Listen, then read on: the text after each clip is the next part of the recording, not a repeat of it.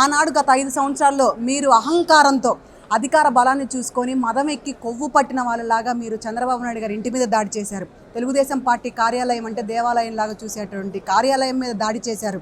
చూసుకుంటూ పోతే ఎంతోమంది ఇబ్బంది పెట్టిన పరిస్థితి, పిచ్చి పిచ్చి కేసులు పెట్టిన పరిస్థితి, ఎంతోమంది జైల్లో మభ్యపెట్టి ఇబ్బందులు పెట్టిన పరిస్థితి. మీలాగా ఈరోజు ఎవరు చేయట్లేదే.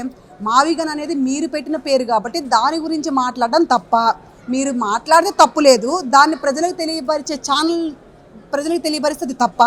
ఈరోజు మీరు ఏదైతే మీరు రెచ్చిపోతా ఉన్నారో ఆల్రెడీ ఆంధ్ర రాష్ట్ర ప్రజలు 11 సీట్లకు పరిమితం చేసి ఈరోజు నడి సముద్రంలో నిల్చోబెట్టింది.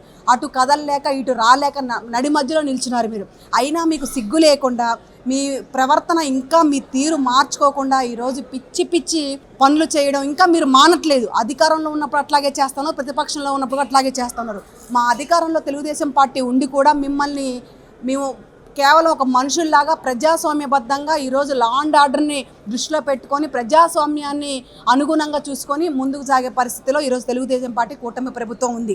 మీలాంటి దౌర్జన్యమైన పరిపాలన, నీచ నికృష్టమైన పరిపాలన చేయాలనుకుంటే మీరందరూ ఎక్కడుంటారో ఒకసారి ఆలోచించుకోండి.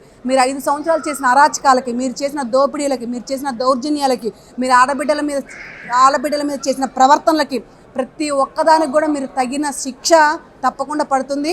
4 రోజులు లేట్ అయినా ఎవరిది వాడికి అప్పచెప్పేదాకా కూటమి ప్రభుత్వం నిద్రపోదు, అదే పనిలో ఉంటుందని కూడా తెలియజేస్తా ఉన్నాను.